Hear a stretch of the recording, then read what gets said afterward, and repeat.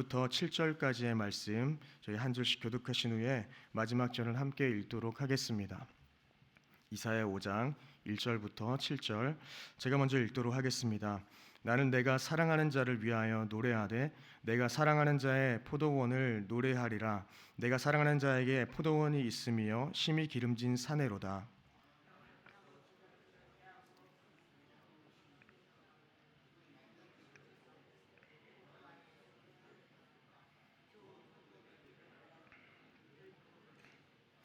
예루살렘 주민과 유다 사람들아 구하노니 이제 나와 내 포도원 사이에 사리를 판단하라.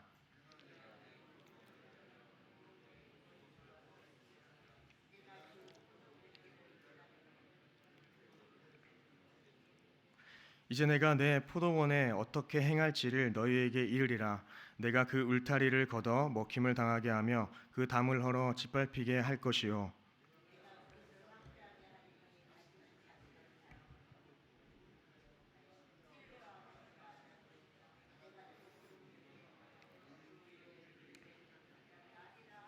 함께 읽겠습니다. 무릇 만군의 여호와의 포도원은 이스라엘 족속이요 그가 기뻐하시는 나무는 유다 사람이라. 그들에게 정의를 바라셨더니 도리어 포악이요 그들에게 공의를 바라셨더니 도리어 부르짖음이었도다. 아멘. 네, 구약의 예언서는 크게 두 부분으로 나뉘어집니다. 대선지서와 소선지서로 나뉘어지죠. 이것은 시대의 흐름에 따라서 나눠진 게 아니라 대략 예언의 분량에 따라 분류한 것입니다. 오늘 본문은 대선지서의 시작인 이사야서인데 이사야서는 크게 두 부분으로 나뉘어집니다. 네, 영상 화면을 좀 조절해 주시면 좋겠습니다. 1장부터 39장까지는 심판에 관한 예언의 메시지가 등장하고 그 이후에 40장부터 66장까지는 회복에 관한 예언의 말씀을 선포하고 있습니다. 사실 실제로 이 두 부분을 무 자르듯이 딱 잘라서 여기까지는 회복, 여기까지는 심판이라고 이야기할 수 없고 계속 교차되면서 그것을 잘 설명하고 있습니다.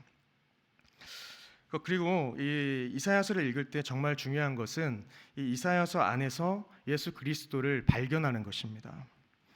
이사야 선지자는 죄로 말미암은 심판과 그리스도로 말미암은 회복을 동시에 강조하고 있다는 것입니다. 이사야서에서 이 예수님은 천의 몸을 통해 오실 임마누엘, 이 아기의 모습으로 오실 전능하신 하나님, 그리고 다윗의 자손, 고난받는 여호와의 종 등으로 여러 가지로 소개되고 있습니다. 그러니 저희 모두가 이 리딩 지저스를 통하여서 이사야서 본문을 묵상할 때에 그리스도의 사랑이 우리 안에서 깨달아지기를 소망합니다.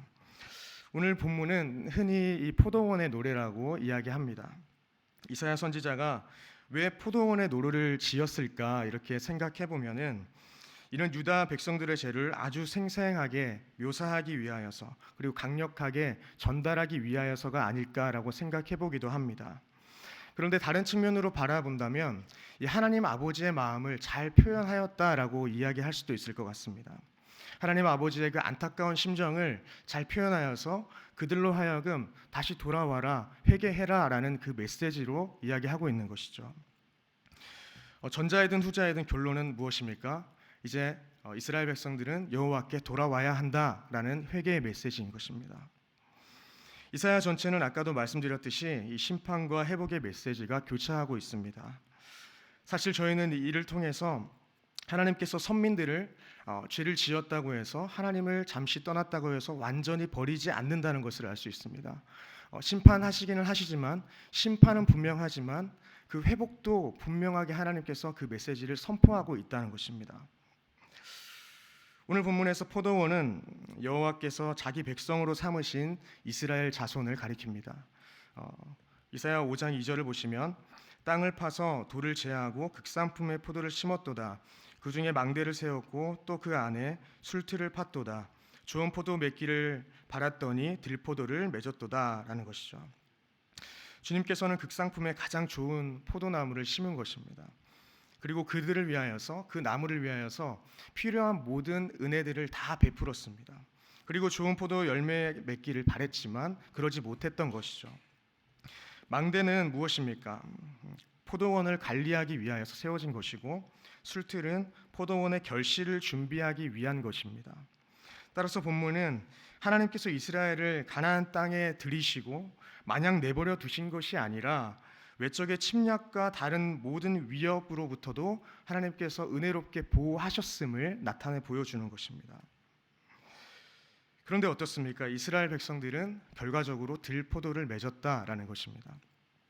들포도는 어떤 것입니까? 이 겉모양은 포도 열매와 같지만 실제로는 그 크기가 더 작고 딱딱한 야생 포도를 의미합니다. 심지어 이 신맛도 많이 나고 약하기는 하지만 독을 향유하기도 한다고 합니다.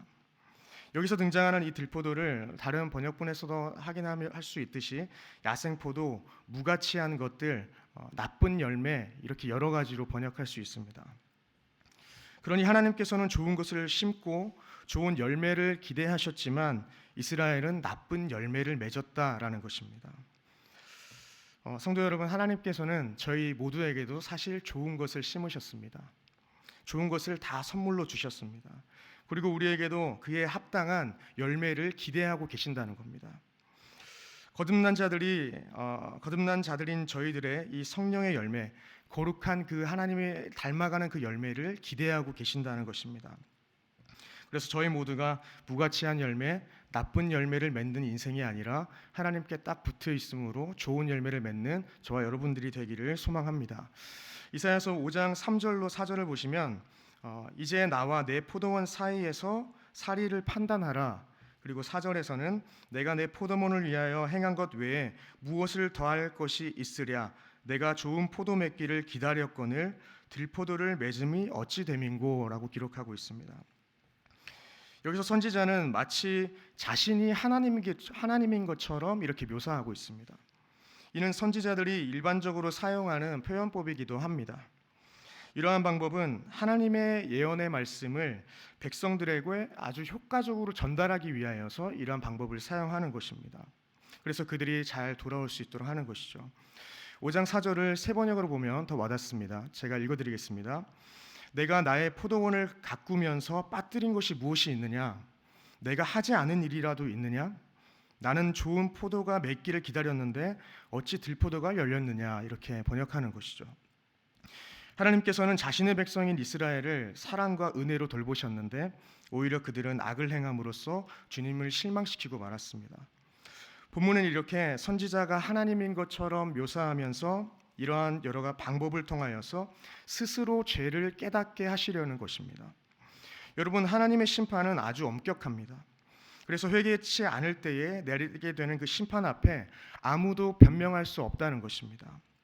왜 그렇습니까? 하나님께서는 자신의 포도원을 위해서 하실 수 있는 모든 사랑의 수고를 다 행하셨기 때문에 그렇습니다. 그러니 이를 배반하여 들포도를 맺는 이스라엘 백성에게는 그 어떠한 변명거리도 있을 수 없다는 것이죠. 5절과 6절은 어떤 내용입니까? 이 들포도를 맺은 이스라엘 자손들에 대하여서 이제 여호와께서 그들을 심판하시겠다는 예언의 메시지가 선포되고 있습니다.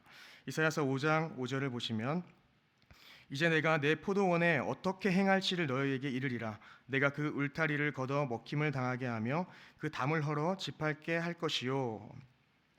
포도원의 울타리를 걷어치운다는 것도 보호를 이제 해제하겠다, 보호하지 않겠다, 더 이상의 은혜를 베풀지 않겠다라는 의미로 우리가 해석할 수는 있지만 이것은 온갖 은혜와 보호, 울타리를 다 가리키기는 하지만 완전히 하나님께서 그 은혜를 걷어버리겠다는 말씀은 아닙니다. 뒤에 6절을 보시면 찔레와 가시 그리고 그 위에 비를 내리지 못하게 하겠다, 다 비슷한 맥락의 말씀을 하고 있습니다. 근데 찔레와 가시는 왜 나게 됩니까? 포도원을 제대로 관리하지 않게 될 경우에 땅에 돋아나는데 이제 하나님께서 내가 잠시 너희들을 그냥 지켜보겠다 이렇게 선포하는 것이죠. 물론 이것은 완전히 하나님께서 이스라엘 백성들을 떠나겠다고 말씀하시는 것이 아니라 하나님과 멀어진 상태를 잘 보여주는 것입니다. 그러니 당연히 너희들은 그 멀어진 상태에서 이제 여호와 앞에, 나의 앞에 다시 돌아와라 라는 회복의 메시지를 선포하고 있는 것이죠. 근데 이런 부분을 살펴볼 때 저희들은 항상 사랑의 하나님이 너무한 것 아닌가라는 생각을 할 수 있지만 그러나 저희가 기억할 것은 하나님의 심판의 궁극적인 목적이 택한 백성의 파멸이 아니라 회복이 하나님의 목적이라는 것을, 그 심판의 목적이 회복임을 저희는 다시 한번 기억해야 할 것입니다. 그러니 심판은 하나님의 자녀를 온전케 하는 회복의 도구로 여겨야 하는 것입니다. 마지막 7절에서 이스라엘 상태를 잘 나타내 보여줍니다. 그들은 말과 행동, 겉과 속이 다른 위선자들이라는 것입니다.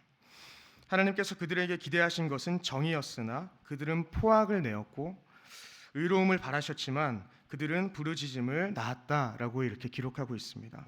이것은 히브리어의 언어 유희입니다.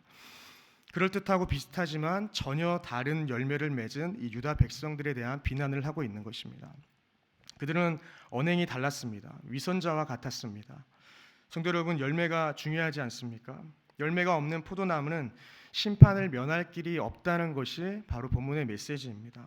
그래서 히브리서 12장 14절은 하나님의 은혜를 거역한 자들에게 주는 경고의 메시지를 선포하고 있는데, 제가 한번 읽어드리겠습니다. 모든 사람과 더불어 화평함과 거룩함을 따르라. 이것이 없이는 아무도 주를 보지 못하리라.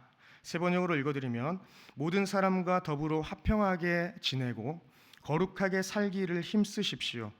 거룩해지지 않고서는 아무도 주님을 배울 수 없다라는 것입니다. 우리의 삶에 화평의 열매와 거룩의 열매를 맺지 못한다면 아무도 주님을 뵙지 못한다는 아주 무서운 말씀입니다. 즉, 행함으로 믿음이 증명된다라는 것입니다. 야고보서는 어떻게 이야기합니까? 행함이 없는 믿음은 죽은 믿음이다라고까지 이야기합니다. 야고보서 2장 14절을 보시면, 내 형제들아, 만일 사람이 믿음이 있노라 하고 행함이 없으면 무슨 이유익이 있으리요? 그 믿음이 능히 자기를 구원하겠느냐라는 것이죠.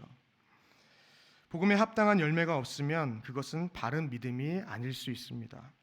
그래서 저희들 모두는 우리 스스로를, 우리의 믿음을, 우리의 행동을 점검해 보아야 할 것입니다.